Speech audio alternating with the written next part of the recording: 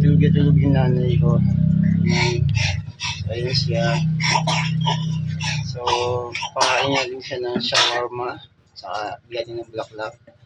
Yung isang bulaklak may pagbibigyan tayo. So, di ko nababawal yung sino siya. Pero yung nanay ko kasi ay na-aksidente. So, ayan siya. Yan, yung tama ng sugot niya. Yan.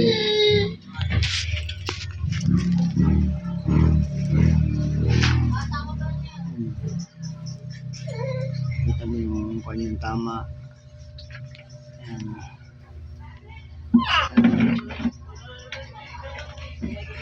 Tapos mapansin mo, meron siyang wheelchair dito.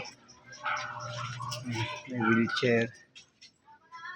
Yan o, ito yung wheelchair niya. Sobrang hirap din kasi nung pinagdaanan ng nanay ko.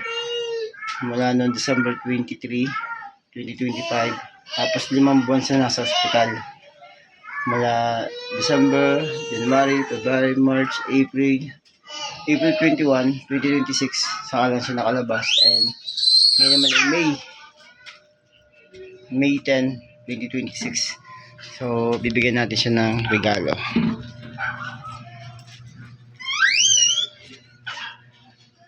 Sige natin. Ma, bulaklak ako. Ay, ganyan. Ganyan. Tingnan mo yung bulaklak ako kami. Ganyan ito. Happy Mother's Day. Mama, tingnan mo naman ito. Shawarma.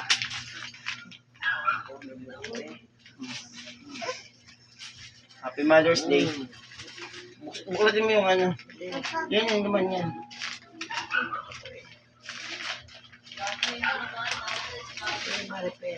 Nag-isa kayo ni Maripe. Dito. Tikman mo. Hindi masarap yan. Kahit kunti lang. Kahit kunti lang. Tikman mo lang yung shawarma ko nung nasa mo yan.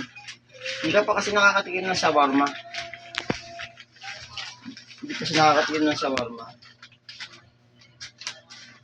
Nag-isa kayo ni Maripe, pero kainin mo yung isa. May laman yung isa. Yan po ang shawarma. Ganito. Yan. 35 lang yan. Ay, Small. okay na. Ang bilito. Hindi sa may ano, sa may Petron. Paano yung may ano? Hindi yan. Ayun ang loob. Hindi. Tignan mo lang.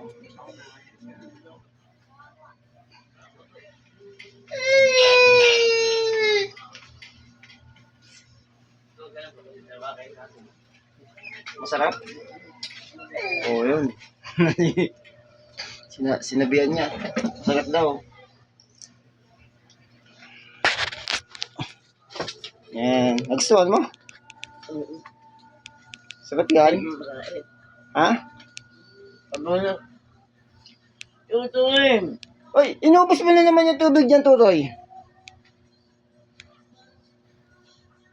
Yan si Maripe. Ha?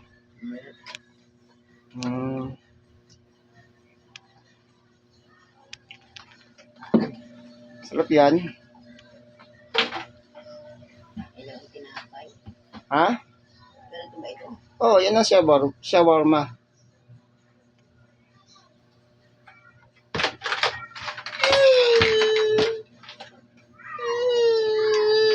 Okay na. Happy Mother's Day. Yung bulaklak mo, mama. Baka masira ng bata. Hindi natin lagay yung bulaklak niya.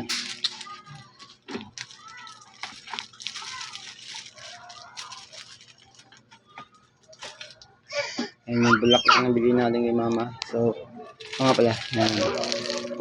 Flowers. Happy Mother's Day ulit.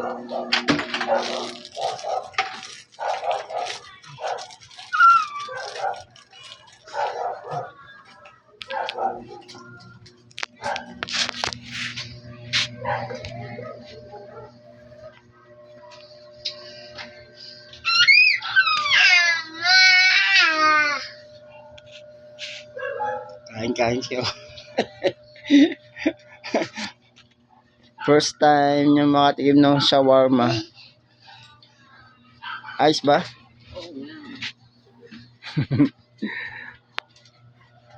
Ay, bungi pati ako.